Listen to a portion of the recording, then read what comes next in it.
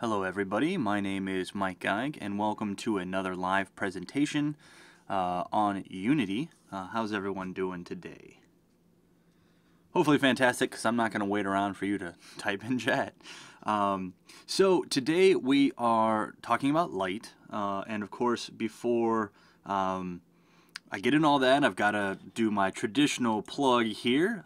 If you have any questions, comments, you just want to say hi or chat or hang out or whatever, you can reach us on Twitter at Unity3D, at Mike Geig, which is me, at Will Goldstone, and at The Ant Ranch. You can also follow us on Facebook and apparently on LinkedIn. I didn't know that. I just learned today that we are also on LinkedIn and Google Plus and a bunch of other stuff. So there you go. Didn't know that. So if you want to reach us, it's not hard to do. We are fairly available. So again, that's us. If you have any questions, comments, conversation topics, whatever, feel free to reach out. All right. Now that that little plug is out of the way, real quick, if you're having difficulty seeing the stream or if you can't see it at all, refresh the page. Sometimes it takes a second for it to flip over and start the live stream, and you might need to refresh. So there's that. If anyone else says it during the presentation, just let them know. That's what's going on. All right, so last week we talked about cameras, so this week it's pretty fitting to talk about light, because they kind of go a little hand in hand in how things are seen in your scene, I guess. So basically, when working with light, there's a lot of different systems that are in play across a lot of different game engines. So every game engine kind of handles light a little bit differently, and they use different built-in systems and stuff like that. So what we're going to talk about is we're going to talk about Unity's way of dealing with light, and we're going to talk about how some of the stuff is calculated and what the different types of light are. I see a question here, will there be shadows? Yes, we'll talk about shadows. And we will see all that stuff. So let's go ahead and hop right in. So basically, there are a bunch of different types of lights, but there are three that we're primarily going to use. Okay, and those three are point light, which is basically like a light bulb, projects light in a total 360-degree arc, projects light in every direction. We also have the spotlight, which works kind of like a flashlight or an actual spotlight or anything of that nature. And then we have the directional light, and we've used directional lights before. And directional lights are infinitely away, infinitely parallel lines of light that illuminate an entire scene evenly. We use those whenever we want like a sun or anything like that, right? So those are kind of the three types of lights, and there are some honorable mentions which I'll mention now. We may look at, we may not, it all depends on the time and stuff like that, but they're not really as important. And so what we have as our honorable mentions is we have self-illuminated shaders. Okay, in other engines they're often called emissive shaders, and these are effectively shaders that we put on objects that cause them to emit light. All right, and so it's emissive light. So it's a type of light. It's not really a built-in light type, but it is light, so we're going to mention it now. We won't talk about self-illuminated shaders today, only because it gets a lot into shaders, and we haven't really talked about that too much yet. So it's just not really anything that's we're going to use a ton right now. We also have area lights. Area lights are basically a special type of light that emits a rectangular light over an area, and it's really, really intense in its performance impact, and as such we don't use, or area lights can't be used dynamically, so we can't place an area light and move it around and do all this stuff. Area lights are only for light mapping or baking, if you will, and so we don't really use those too much. Now, if you're wondering if we are going to get into light mapping, yes, we will talk about light mapping today. So yeah, we will talk about light mapping, so assuming we have enough time anyway. That's like the last topic on my list, so unless something goes really, really awry, we should definitely be able to get to that today. One other thing is, and someone mentioned this in the chat here, is light probes. Another honorable mention is light probes.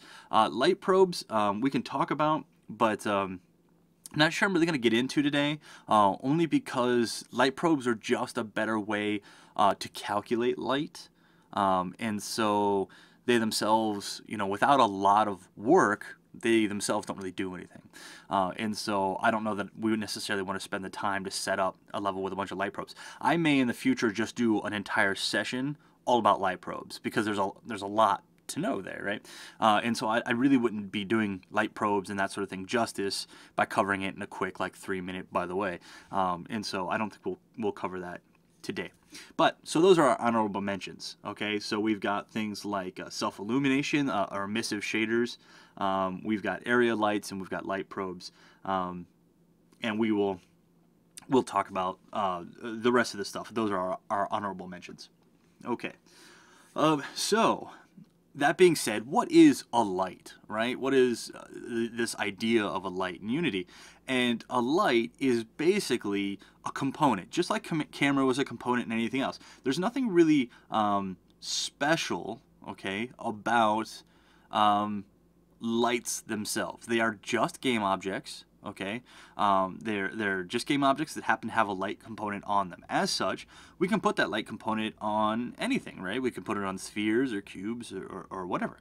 So before we get into a lot of stuff, I'm gonna go ahead and set up kind of a basic scene, almost like a little jungle gym here, which is gonna let us play with our different lights and see the effects they have.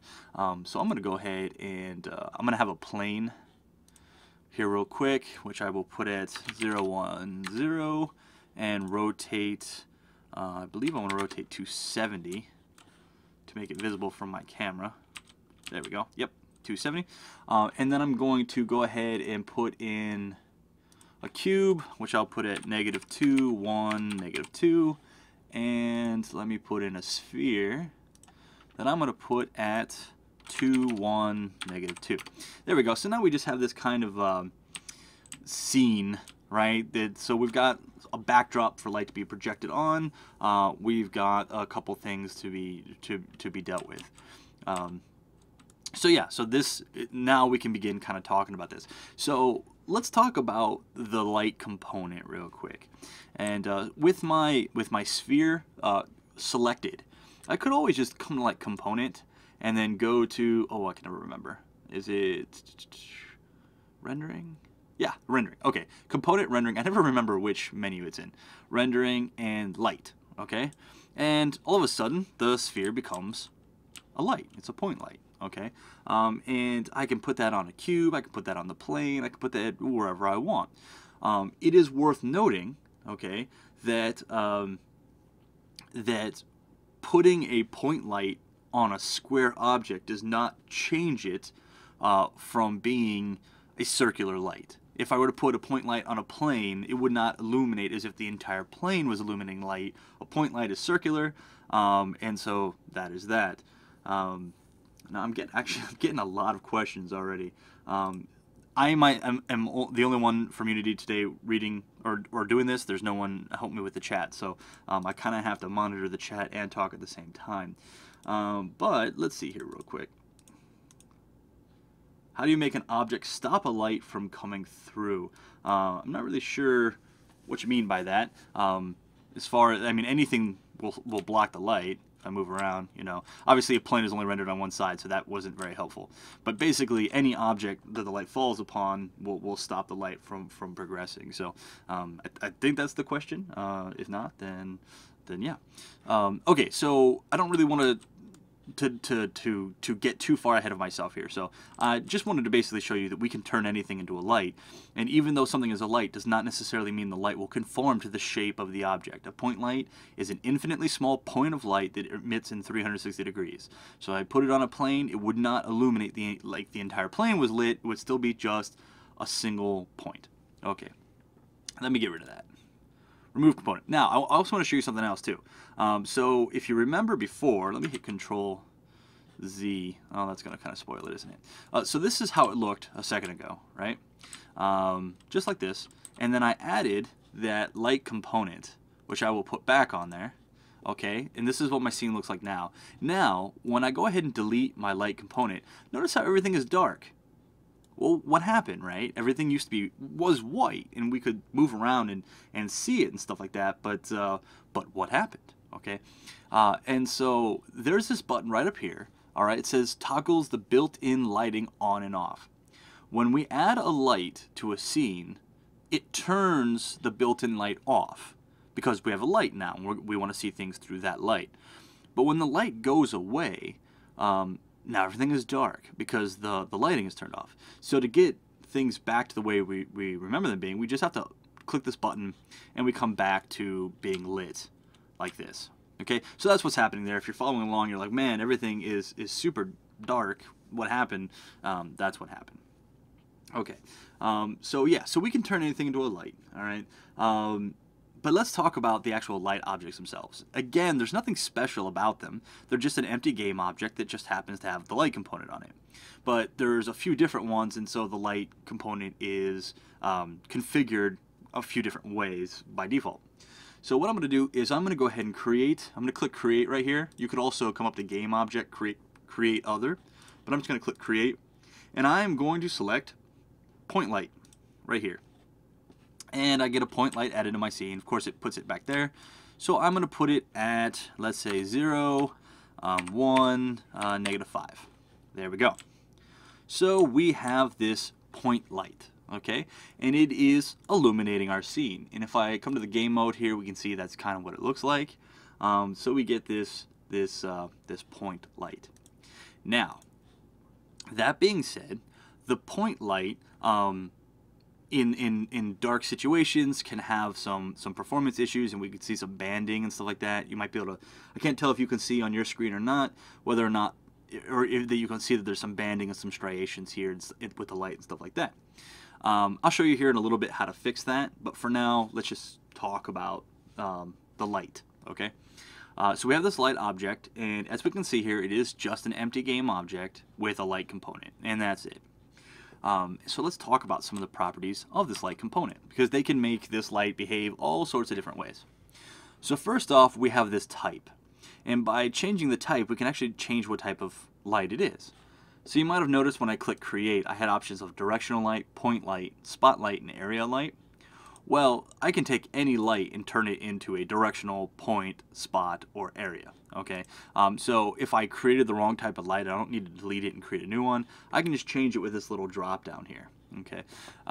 Next, I have the range, and the range is how far the light extends. All right. So at the center of the light, our light intensity will be 100%. Okay, and then by the time we reach the end of our range, which we can see is denoted by this dome, all right, light will be 0, and it fades in and out appropriately. So if I were to move this back, we can see it gets darker and gets super bright and whatnot. So I can put it real close and make a really bright light or whatever. I'm going to put this back to where it was, which was -5. So the range allows us to make it bigger or smaller, right? So I can make it a really small light. Only things that are very close get affected by it. Or I can make it a huge light, right? Entirely up to me, however I want to light my scene. All right. Next, we have the color. And the color is obviously the type of light it is. So white light is what this is pouring out right now. White light is actually fairly rare, though. Like real white light is not so common, even in your everyday life, right? I mean, even if this was the sun tends to be just slightly yellow, right? Or if you're in a mine, you might have tungsten lights, right? Or you might have, oh, what do I want? Maybe some fluorescent lights, right? Slightly blue or whatever. So every light is a little bit different. And so we can emulate what type of lights we have by changing the color. I'm a fan of tungsten. Bam. I like that. Tungsten lights are super creepy. I like them. Next, we have the intensity. And the intensity is just that. Intensity is not range, it's how much power is being put out. So I can make this a really intense light. All right, something like this, really intense. You can see it really crank up there.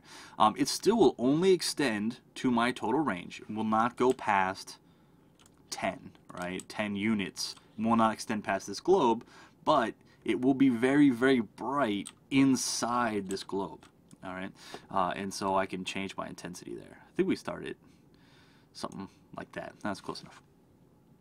Next, we have this thing called a cookie, which we will talk about, but not just yet. Basically, a cookie is like if you've ever done light shadows or light puppets where you put your hand in front of a light and make a bunny face or a dog face or whatever. We can do that with cookies, and I'll show you how to do that, but we'll come back to that one. Next, we have shadows. And for shadows, I'm going to go ahead and put my color back to the way it was, and I will set my intensity to 2. Now, shadows are a Unity Pro thing, okay? So Unity Free does not get non-baked shadows, okay? And we'll talk about that a little bit. And I'm trying to remember off the top of my head if light mapping is available in Free or Pro only. I can't quite remember, but I do know that shadows from point lights are not available in Free. They are available only in Pro. But since I have Pro, I'm going to show you. So first off, we have this no shadows selected, and as you can see, no shadows are emitted. All right. People are saying that it is free, or light mapping and baking is available in Free, and as of Unity 4.2, hard shadows with directional lights are also available in Free. So thank you very much. Joshua B. Dunn, Harry Godden, and Sindre Upshaw. I'm sorry if I mispronounced your names. Thank you very much for letting us know. Appreciate it. So right now we see that we have no shadows. And if I want to have a shadow with my point light, I can click where it says no shadows, and I have a couple options. I have hard shadows, which are going to give me very crisp, hard lines. Or I can select soft shadows, where there's a little bit of blending between the shadow and the surface. So if I click hard shadows, you're going to see that shadows appear. Now, what I just did might be a little bit misleading, because if you're following along, and if you just did what I did, it didn't work. Okay, let me show you what happened. So I'm going to set this back to no shadows, and this is something I did earlier, and I meant to undo it, and I just now remembered that I didn't undo it. If you come into Edit, and then Project Settings, and then Player, alright, we get to our Player Project Settings, and you'll notice that my rendering path is set to Deferred Lighting. Well, everyone's by default is set to Forward, so I'm going to set this to Forward, where it should be. And I'm going to come back here, and now I'm going to select hard shadows. And I'm going to get this message: only directional lights have shadows in forward rendering. So if you're following along at home, that's what you saw, okay? Which is what I am now seeing, okay? And so I am, I'm like, oh man, I can't have shadows on a point light. Well, that's not true, but for efficiency's sake, point lights will not emit hard or soft shadows, or there will be no shadows calculated with forward rendering. So in order to show you shadows, I will now turn forward rendering off, and I will turn it into deferred. So again, if I want my point light to give me shadows, I'm going to come to Edit, Project Settings, Player, and since I'm working on the PC right now, or PC, Mac, or Linux, I'm going to click this button right here, and for rendering path, I'm going to change this to deferred lighting. You can also do vertex lit, which gives you lower fidelity in your shadows, but it's more efficient. So if you're building it for older computers, right? Some older computers can't even do deferred lighting. They can only do vertex lit. But since I'm not really worried about that, I'm going to choose deferred lighting. There we go. And I get my shadows. And you're also going to notice that this is a rather low light situation. We've got 1 point light, it's low intensity, so there's not going to be a ton of difference between soft and hard shadows. You can see it just kind of barely softens the edge, right? But that's it. That's really all it does. And it's because we're just kind of in this low light situation. It's why we also have this banding, because we're in this low light situation. So yeah, so anyway, so we can change our shadows. We can also change our shadow strength. All right, so I can make it just sort of a semi-shadow by reducing the strength of the shadow. Or I can increase the strength to make it a real hard shadow. It makes sense that this would be a very, very hard shadow of full strength, because this is the only light in my scene. There is no other lights, and so it's not really anything that, it looks realistic for these lights to be full strength. I can also change the resolution of these shadows, but I'm really just leaving it as use quality settings. If I wanted my light to be different from the quality settings of the rest of my scene or my game, I could do that, but that doesn't really make a lot of sense. It's a very specific case. And then we have this bias, right? And the bias, to be absolutely honest with you, I don't really know what it does. It doesn't ever seem to really change anything for me. I believe the bias is the shadow priority when there's multiple lights, but as it's something that I've never really touched, I couldn't honestly say. So, yeah. Obviously, not something that's super important. These next items here, we're not going to talk too much about. Well, we will, but we'll come back to them. So draw a halo. We'll talk about halos a little bit later. They're pretty neat. Flare. We actually looked at flares a little while ago when we did environment effects with the sun, but we'll revisit flares. Then we have render mode, and render mode switches between auto, important, and not important. So basically, we can have light set as important or not important. And what that effectively means is if the system needs to speed up or save on some efficiency, it can render lights that are far away from the player or the camera not as well, right? It can reduce the quality, right? And so we have this option of saying, hey, this light is important or this light is not important, right? I believe the example given on the documentation is the headlights of the player's car is a fairly important light. So we would set that to important, right? But like maybe a candle across a courtyard from the player might be not important. It's just one candle, whatever, right? If we want to let Unity decide, we can just leave it at auto, and then it'll decide what's important and what's not important, all right? So yeah, we can change that. Just like what we saw with cameras, we have this culling mask. So we can choose for the light to not affect anything. Or we can choose for the light to only affect certain things. By default, light affects everything, but we have that choice. We can specify what we want our light to work on. Okay, then we have light mapping. And light mapping is something we're going to come back to, but basically we can do real-time only, baked only, or auto. This will make a little bit more sense when we talk about light mapping. For now, we're going to leave that at auto. Okay, and that basically just means we're going to let Unity, again, decide what it is we want to do with the light, whether it's light mapped or not, or dynamic or whatever. Okay. So that's our light, or that's our point light, if you will, which again, I can show you, you can move it in and out, you can see it affects the shadows, right? So it's real-time calculated. If I run the game, right, you can see the light is calculated, shadows are sent to the left and the right, because the point light is kind of in between them. Okay, so let me reset this. Just resetting the position there. Okay, so that's our point light, and we can kind of see the effect the point light has.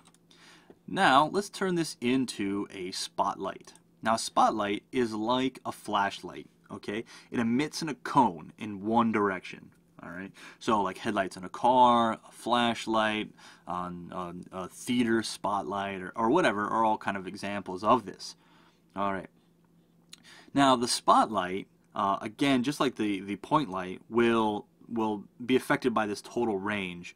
And you can see the intensity and the sharpness of that circle changes with how close you get. So if I'm real close, you can see as this gets further away, the edge kind of dulls and flattens and kind of disperses evenly. But if I bring this real close, we can see that edge gets real sharp. All right. So the spotlight allows us to kind of control the intensity of that edge based on the distance, right? It's real-time calculated there. All right. So now with the component properties of the spotlight is very similar to that of the point light, but we're still going to kind of go through them. So again, we have this range, and the range just determines, just like it would seem, how far out, right? This will extend the power of the light, right? Defaults to 10. Put that back. Again, we have the color. I don't think I need to show you that. Again, the intensity. Okay, intensity up and down. Intensity is obviously how intense that light is. All right, and then we have a cookie, again, which we'll come back to. We have shadows. Now, right now, we're not seeing any shadows because the spotlight is in between these objects, but if I come across here, you can see that we will have light on the objects, and we can turn our shadows on. Well, that's weird. Shadow is not calculating. Do I have this set to something else? I'm not getting a shadow. Let's try hard shadows. Huh. Not wanting to calculate shadows for me. Wonder if that's a bug or if I did something with my settings. At any rate, no shadow there. That's strange. but I might have changed something in my settings on accident. Yeah, not really all that important right now. But the shadow settings are all the same anyway. And then we have the draw halo, flare, render mode, calling mask, and light mapping. Again, not very different. All right. So let's look at one more. Let's look at the directional light. And the directional light, you'll see, boom, is very bright. Okay, very bright. And the directional light, as has been stated before, is treated as being an infinite amount of distance away where all the light is coming in parallel. As such, you will see that moving my light has absolutely no effect. All right, no effect whatsoever. And this is because the light pours evenly across the entire scene from an infinite distance away. The position of the light is irrelevant. The only thing we can do to make this light different is to rotate it. Rotating is the only thing that changes this light. All right, and let's turn shadows on with this. So we can do hard shadows, we can do soft shadows, kind of the same. With this type of lighting, you can see the shadow is pretty much lined up directly, all right, with the object itself, since the light is coming in from such a far distance away, and it's all parallel. So that we're not going to see any perspective parallaxing off to the left and the right, because that's just not how directional lights are calculated. I can move them, but they move evenly, right? And we could see some perspective distortion, but there's no way I can position this light so a shadow from the cube goes to the left and a shadow from the sphere goes to the right. It's just not calculated like that. All right. Now, as was pointed out in chat, directional lights in free work. Directional light shadows work in free. Directional lights happen to also be the only light where we can set our player settings to forward rendering and still have them work. All right, so we can see forward rendering, we still get shadows. Okay, let me change this back so we can do shadows with the other. So yeah, so we have some options with our settings and whatnot with directional lights. So directional lights, very powerful. You'll see that anytime I do like a landscape, like terrain, I put a directional light in as the sun, right? And really, anytime you have an outside scene, where you're going to have some sun figure or moon, right? You're going to be using a directional light. A spotlight just won't quite suffice because it would be really impossible to get the light far enough away with a big enough range to be calculated efficiently, right? So we basically use a directional light there. Okay, so directional light's cool. Basically every light kind of has its point. I will show you real quick here area, right? And area is basically, I'm going to turn the scene lighting back on. Area is basically this, where we get this rectangular area.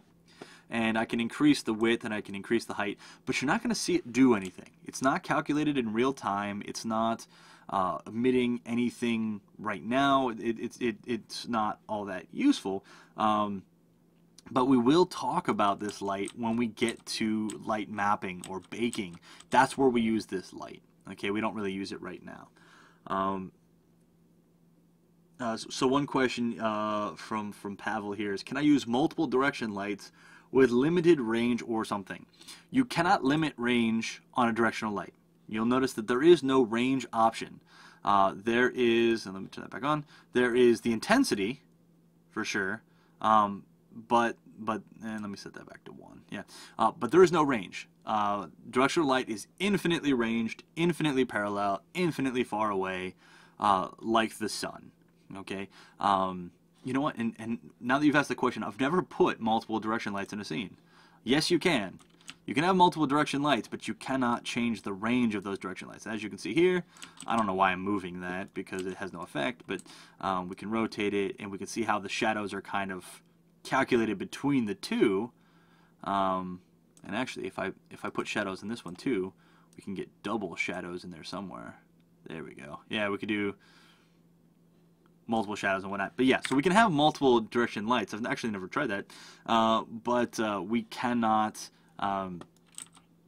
we cannot limit the range in any way or like that. Yeah. Okay. So that's our directional light. Fantastic.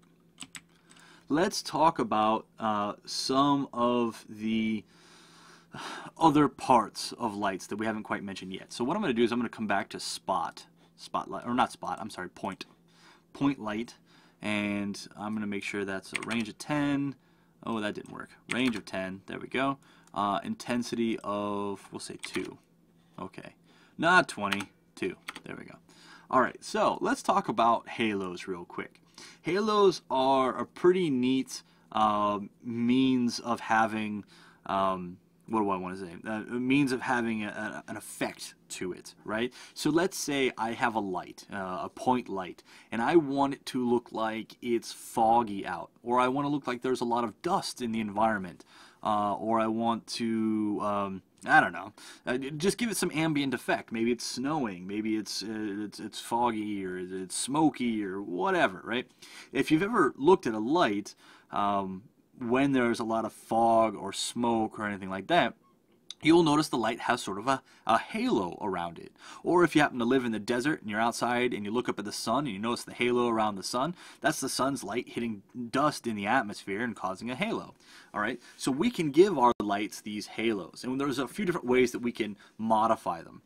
So the simplest way to add a halo is just this draw halo checkbox. And then when I click this, I get a halo. Alright, it's a halo that appears around our light. Now, there was a bug with halos in a previous version. I think it was Unity 4.03 or maybe 4.1 or something like that. There was a bug with halos where clicking that would not cause them to show up, and you had to add a halo component and remove it before they would start to show up. So if you're having that issue, you can add a halo component, which I'll talk about here next, and that'll fix it. So it was just a bug. But yeah, it's fixed now in the new versions of Unity, so it's not anything we have to worry about. Another thing you might notice, this happened to me the first time I ever tried to use halos. I had my light, I was looking at my light, and I turned on draw a halo, and nothing happened. As you can see here, nothing happened. And I was sitting there thinking, why aren't halos working? I thought I had a bug. I thought this was the other bug. I was trying to add components, remove them, and nothing was working. And if you're in this situation, I can assure you it's working. You just got to back up. That was the problem. I spent hours and hours and hours the first time I ever tried to get a halo working, because I was like, man, this is just not working. What is going on? And it turns out you just got to stand further away to see the halo. So if you're having this issue, that's what's happening. You can't stand real close, or else the halo will not be visible. Yeah. So yeah, lesson learned, and I'm passing that on to you. So you might be wondering, how do we know how big this halo is going to be? I mean, that is a really big halo, right? Well, we can control our default halos. And so what I'm going to do is I'm going to come up here to Edit, and I'm going to come to Render Settings. My render settings appear here, and I have these two options, or this one option, I'm sorry, halo strength, 0.5. And what that means is that since my light is 10 units, alright, my halo is going to be 5 units because it's 0.5. Alright, I can make it 0.1, so if it's 10 units, my halo will be 1 unit, so on and so forth. This is a global setting. This affects all halos in the scene. Alright, so if we have a bunch of halos, this is going to affect all of them. So keep that in mind, that if you only want to affect one halo and not the rest of them, this is not the right place to change it. Okay, but anyway, so that's how we control the strength of the halo. It is 0.5 of the total range of our point light. Okay. By the way, we can have halos on any type of light. Yeah, even directional lights. Yep. So halos are halos. You can put them on anything. Okay. And so let's look at the other way to use halos. Okay, so let's say I wanted a very special halo only on this light. This light right now, the color of the halo is chosen by the color, and the strength is chosen by my environment, or by my render settings. And so let's say I want this to be a very special halo. Maybe I want the light to be a white light, but I want an orange halo, right? Or I want to change its size without changing all the rest of them. To do that, I'm going to uncheck this draw halo. I'm not going to use a default halo. And I am going to instead, by the way, real quick here, someone said, how can we chat with Mike? Ahmad Windows 8, hello. Any of the chat rooms, either the Twitch chat or Chatroll, which is hosted on the Unity3D site, just write it in there and I will see it. Also, if you rewatch the video, I plug my Twitter handle. I'm not going to do that right now, but yeah, if you want to chat, there you go. Sorry, I kind of saw that, and now I've lost track. Oh yeah, so if we want to add a halo another way, so we can add a halo component. So we're going to go to Add Component, Effects, Halo. And I'm glad I remembered on the first time. I wasn't sure if it was in the effects menu or not. So we're going to add a halo component. Now this halo is a specialized component. It looks the same, however, we can control its size independently of the rest of the halos in the scene. Right? We can even make the halo even bigger than the total range of the light. We can do whatever we want with it. Right? It's a halo that's its own special component. We can also change the color of the halo. And you'll notice, so if I make it bright red, we got a bright red halo, yet it's still a white light being projected on the plane and the cube and the sphere. So in this manner, we can make a specialized halo which has its own specialized color and size, which is not related in any way to the color of the light or the size defined by our render settings. All right. So 2 ways that we can have halos. Now, if you're having the bug that I was telling you about, where, and you can have 2 halos by the way, the bug where clicking draw halo was not giving you an actual halo, if you add the component and then immediately remove the component, all right, then this magically works. It was a bug in an older version of Unity. It doesn't exist anymore. It's not a bug that's a problem anymore. So you shouldn't have that problem. If you're having that problem, just update and it will get rid of that problem. Okay. So that is halos. All right. Let's see here. I got a question here. Sometimes when I make a point light, it goes through the box mesh. Even if I make the box mesh receive shadows. Any idea why this is happening? Yeah, so your point light can only give you shadows if you change your project player settings to be deferred lighting as opposed to forward lighting. Forward lighting point lights do not cast shadows. Hopefully that was your problem. If not, maybe we can chat later.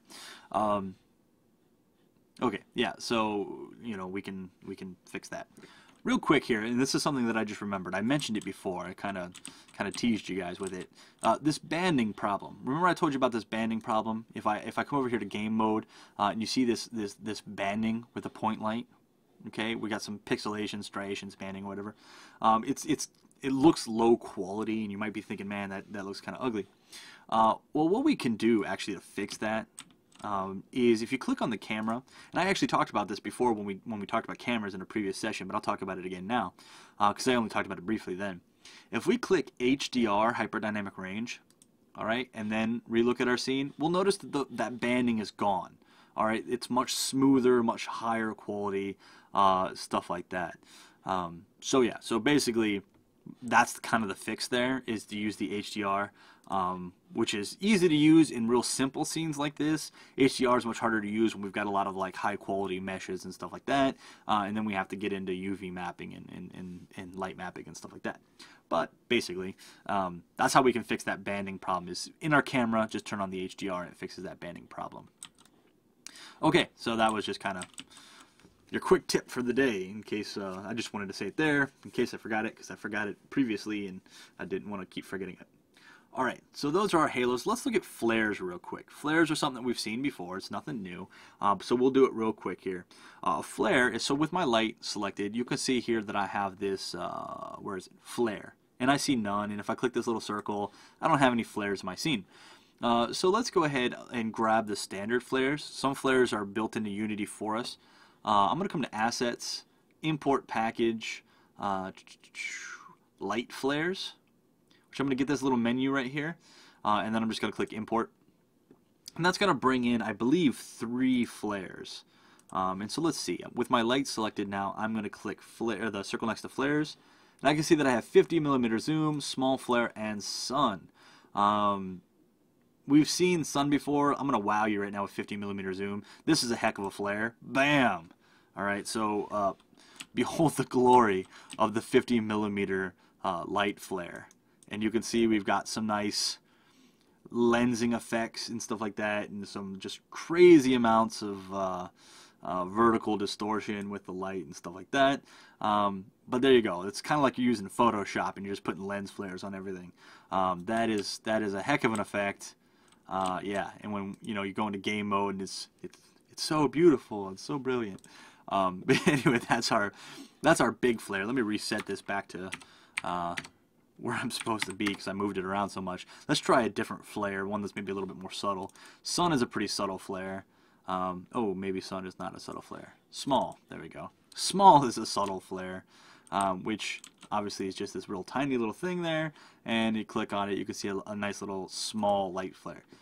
We can also come into edit, again, render settings, and flare strength, and we can reduce the power of flares. It goes between 0 and 1, 1 being 100%. We can kind of reduce the strength of our flares there. Alright.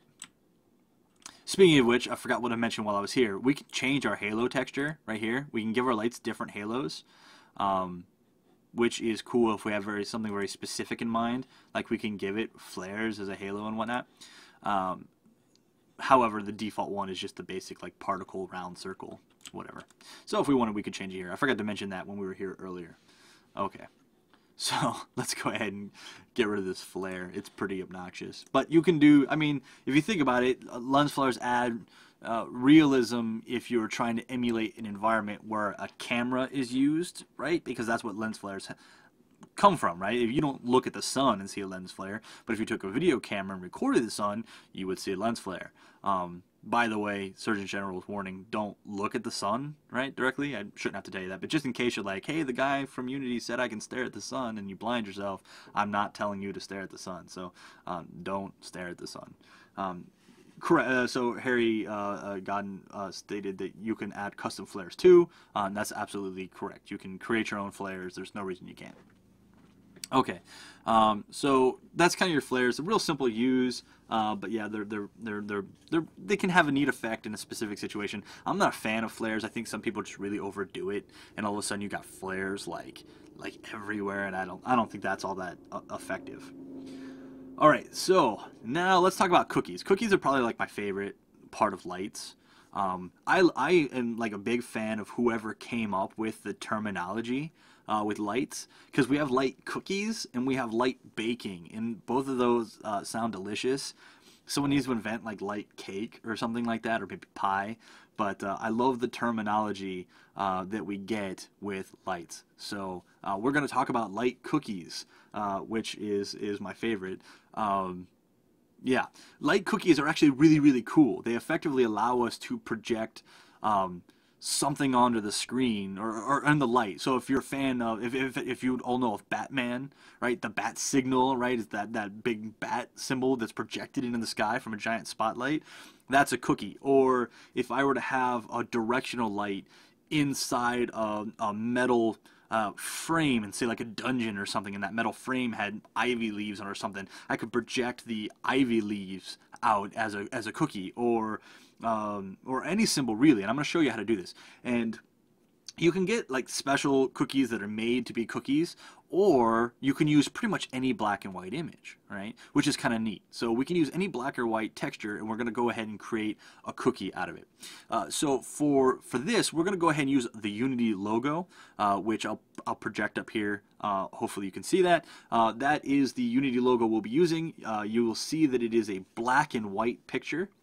And with this, basically, black will block all the light, and white will let light through with a black and white image. All right.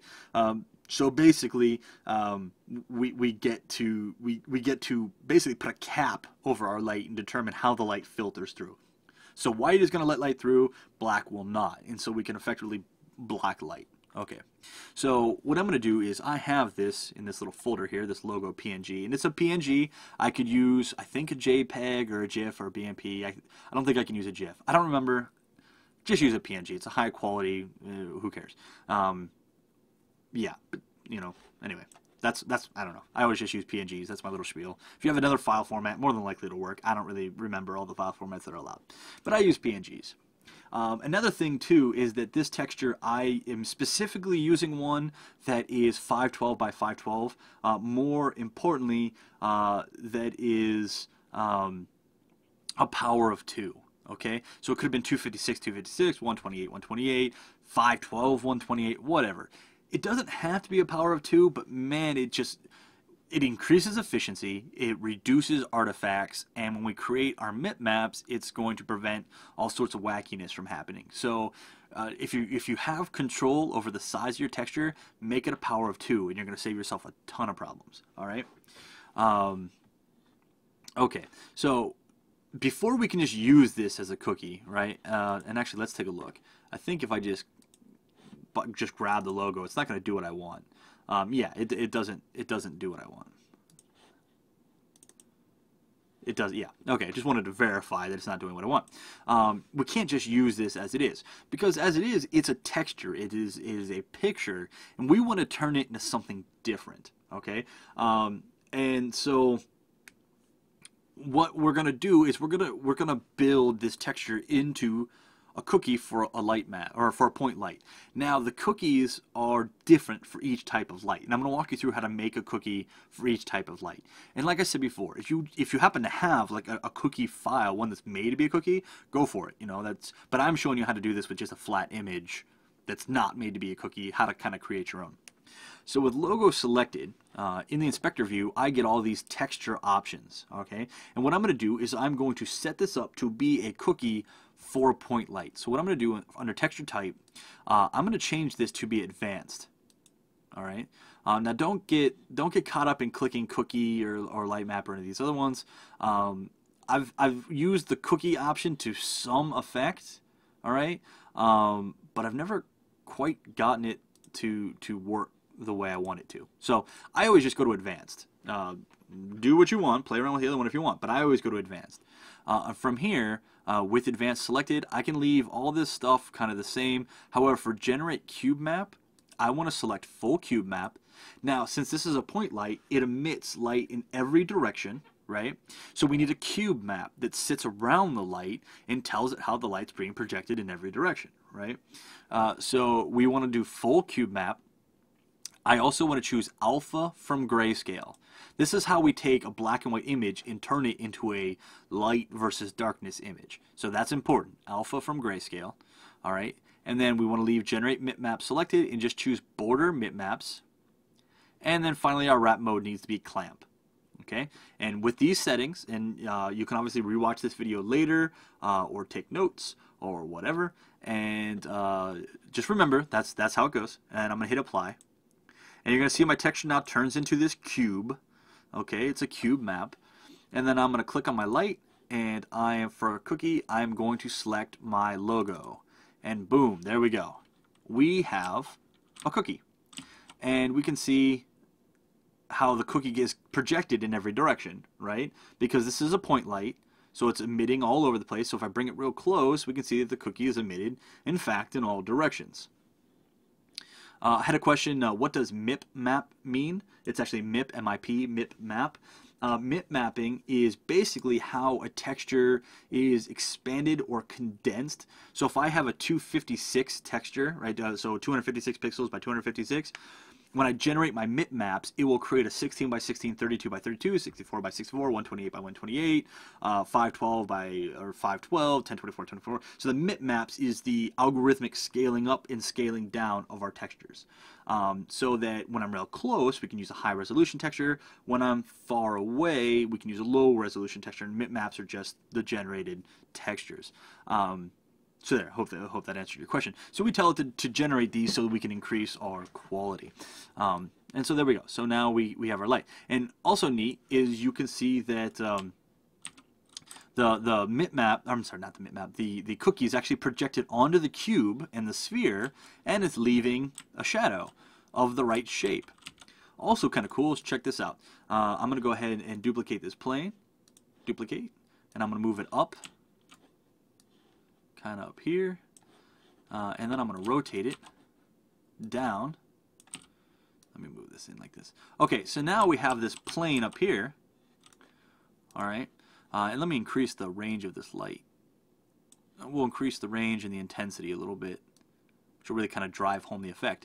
And you will notice that there's distortion on the light, so it actually distorts as it moves further away, just like real light would. So it's actually a pretty neat effect, right? So we get this distortion, we get this projection and whatnot.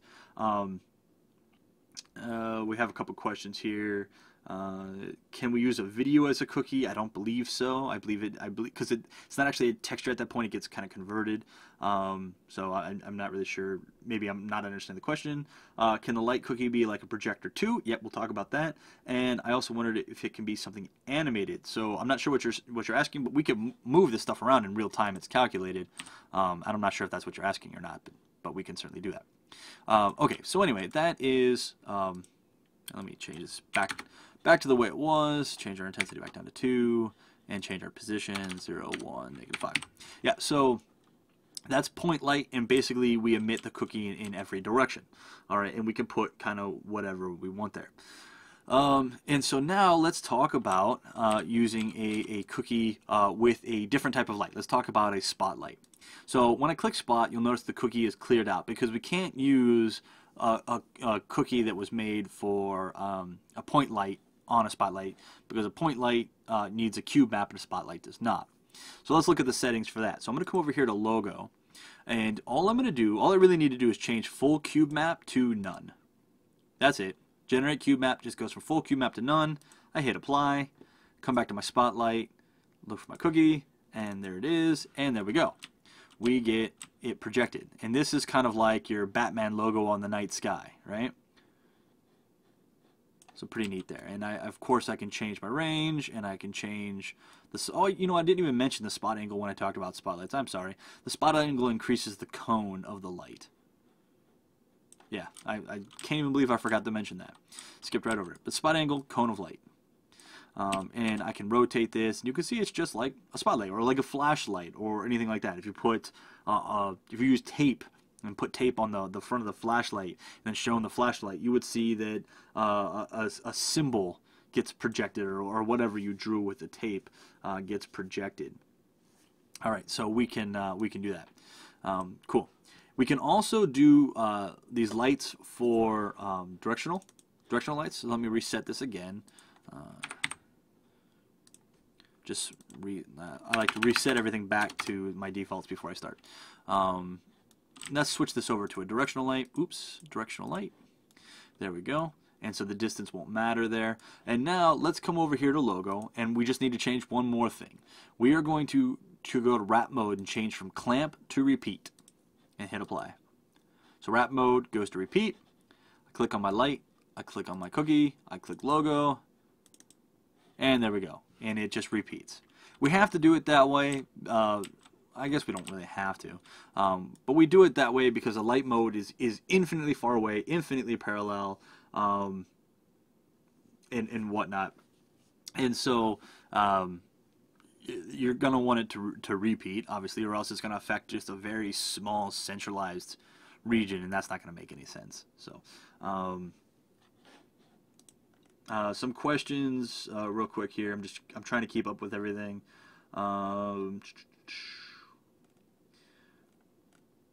Mike, why don't I read the other chat? I don't know. I didn't see your question. Ask me a specific question. Some people are saying I don't understand. Ask me a specific question. I will answer it. Otherwise, I'm not entirely certain what the question is. One question here: can we make a cookie smaller? It depends on the type of the light we're using. So a directional light, as we see here, its position doesn't really matter, though we can see that we wrap it, right, so that we can have multiple versions of it, which only makes sense for a light, a directional light. Reset there. Otherwise, we can zoom in and out to change the size of the cookie, but the cookie is expanded to be the full size of the light. So there's no changing the size without just changing the light. They don't really work independently like that. That's why we generate the bitmap. So if the light gets bigger, we get a bigger cookie. If the light gets smaller, we get a smaller cookie. Oh, well, with directional lights, I'm sorry.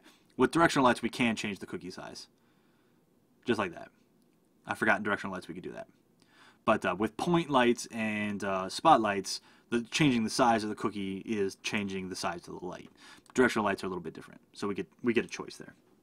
Sorry about that. All right, it's difficult trying to keep up with all of the writing and whatnot. Okay. Yes, you can watch this later. It is being recorded and will be available on our YouTube channel and our website, so on the archive. And I will link to that when we get to the end here.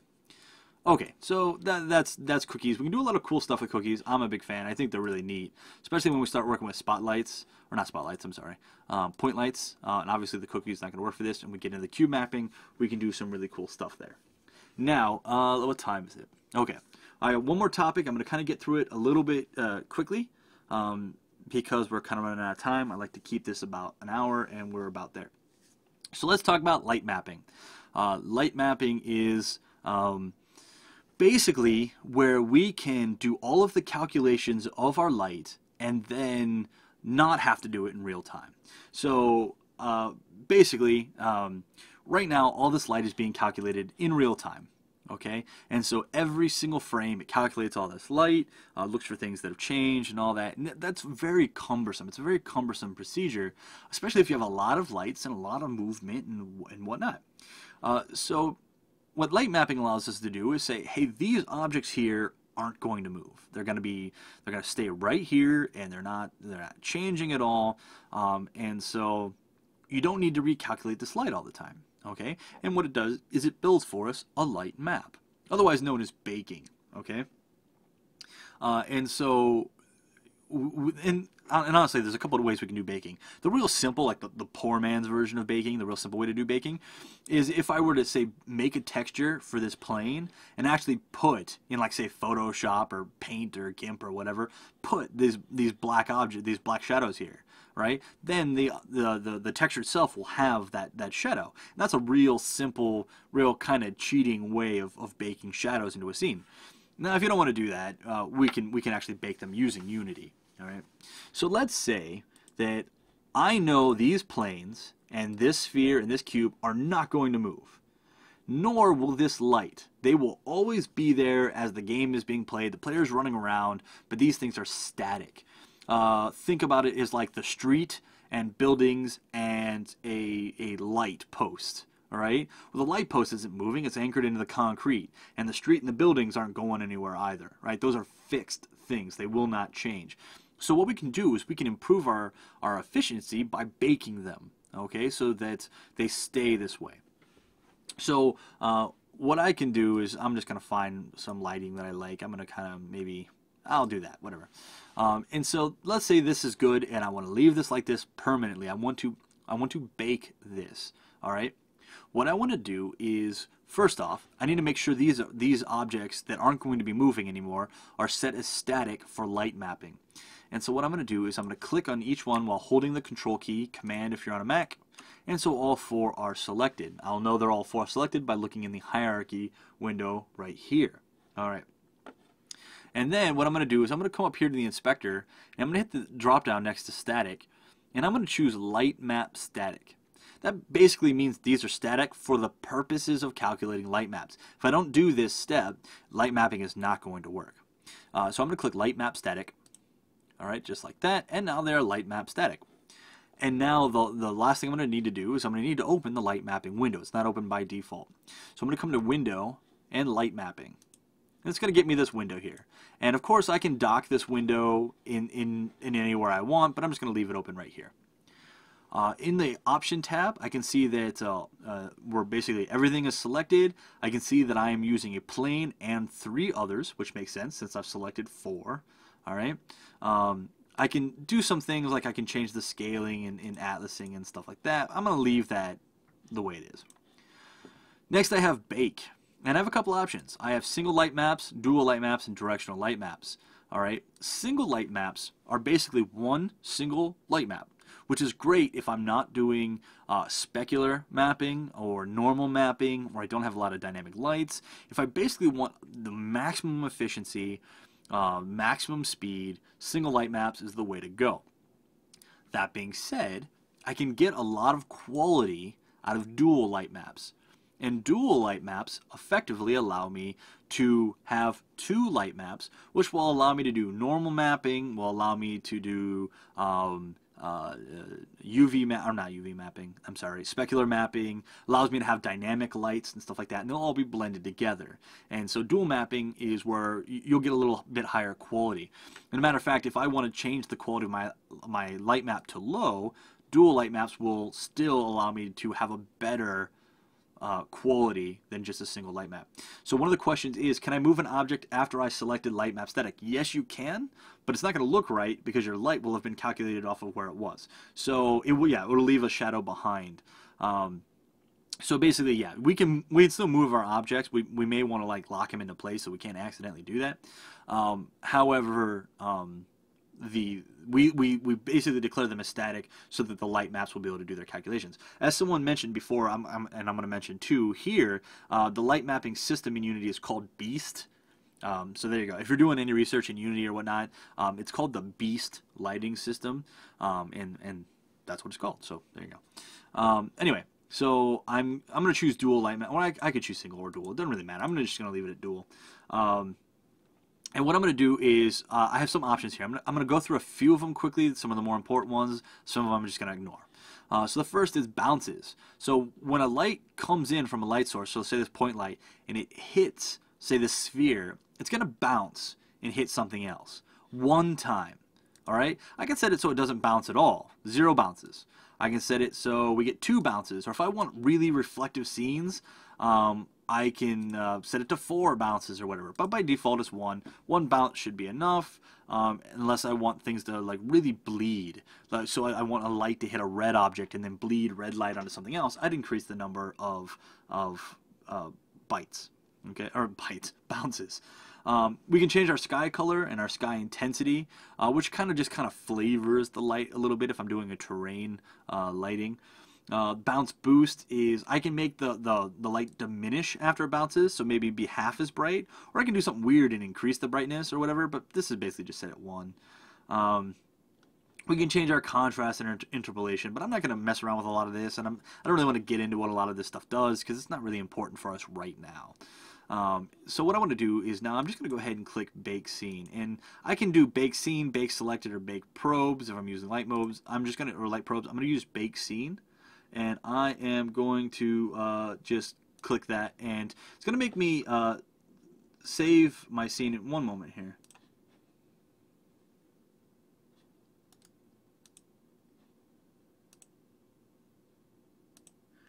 Sorry, I had to remove someone from chat for swearing profusely and being kind of annoying. So please don't swear in the chat. I appreciate it. Okay, so I have to save my scene. So let me do that here real quick. Save scene, assets. I'm just going to call it lights. There we go. Lights is selected there. And now we can see down here it's going to say baking texture in the lower right hand corner. So this is going to take a second. And it's calculating. Great. Now our light is baked. You're going to say, hey, it doesn't look any different. And you're right, it doesn't look any different. So let me just delete. Oh, hey, what the heck? That wasn't supposed to happen. I baked you, I thought. Let me rebake this. Maybe I click something. When I should be able to remove my light once it's baked, and the lighting should all still be there. So maybe when I clicked away and clicked back or something like that. Let me fix this.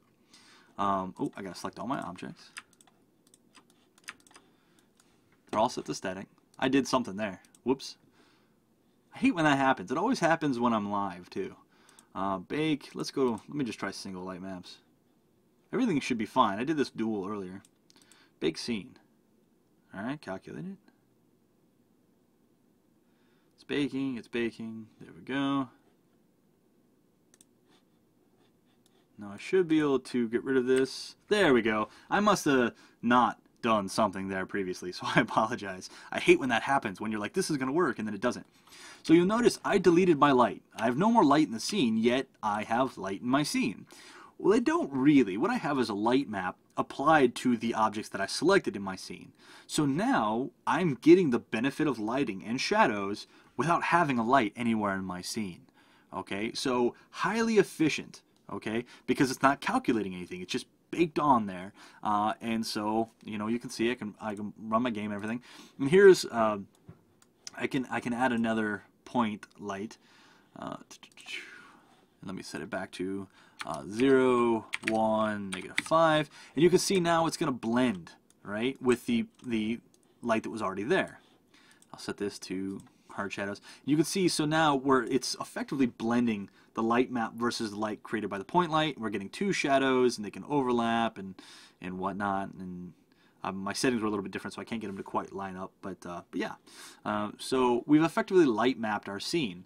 And we can get rid of the light mapping. Click our objects, come to window, light mapping, and we can clear the light map. And we go back to just the dynamic lighting and whatever. I'm gonna go back to dual light maps. Maybe that's what caused it to not work correctly. Let me bake it here real quick and see. Because I should be able to like move stuff around and everything without any real issues. Nope, that's not working. Okay, so I don't know. My dual light map foo is not working right now.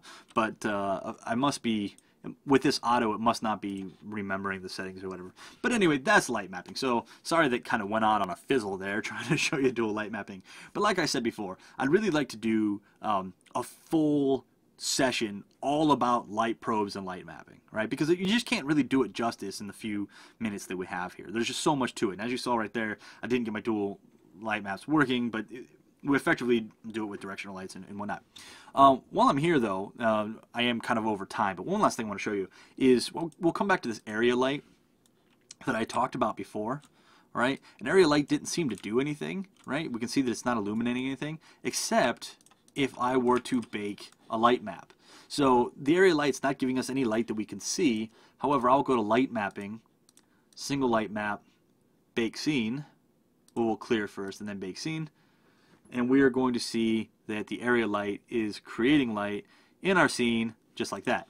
Now our shadows aren't fantastic, right? Area lights aren't used to create awesome shadows. They're just used to illuminate large scenes, all right? So the area light was just used to bake that light, and then we can get rid of it. Kind of what we want to use the area lights for is we can put them on windows and stuff if we want gentle ambient light to come in through the windows. We put them on windows, we turn the intensity down, and they just kind of pour some uniform light out of them, right, for baking and whatnot. We can't use them in real time. So yeah, something emissive textures will also show up in light maps. That's actually absolutely correct. Self-illuminated textures, emissive textures we use, or not, they're not emissive texture, they're emissive materials and shaders will show up in light mapping. That's actually what they're for. We can't do real-time emissive textures, or I'm sorry, materials. We do light mapped emissives. Okay, so that is going to wrap it up for today. I went over and I got a bit rambly. I do apologize for that. I was trying to monitor chat, and we actually had a lot more chat traffic today than usual, so I'm sorry. I was trying to keep up with all of that. So the things we talked about the basic light types, point, spot, directional. We talked about self-illuminated emissive materials, area lights, light probes. Like I said, I would like to do a session on light probes specifically, because I did kind of breeze over them, but they're awesome. So I would like to cover them more thoroughly. Also, Wednesday will be the next one, Fun with Lasers. It's more of an intermediate lesson, so be sure to know a little bit of coding, or at least know how to open mono development, things like that. That will be at noon Eastern time. Just check out the live page unity.com/learn for our live lessons. You'll also find our archives and stuff there. Oh, I didn't. You guys interrupted me. I couldn't finish talking about what we talked about today. We talked about the light component. We talked about halos, flares, cookies, and light baking.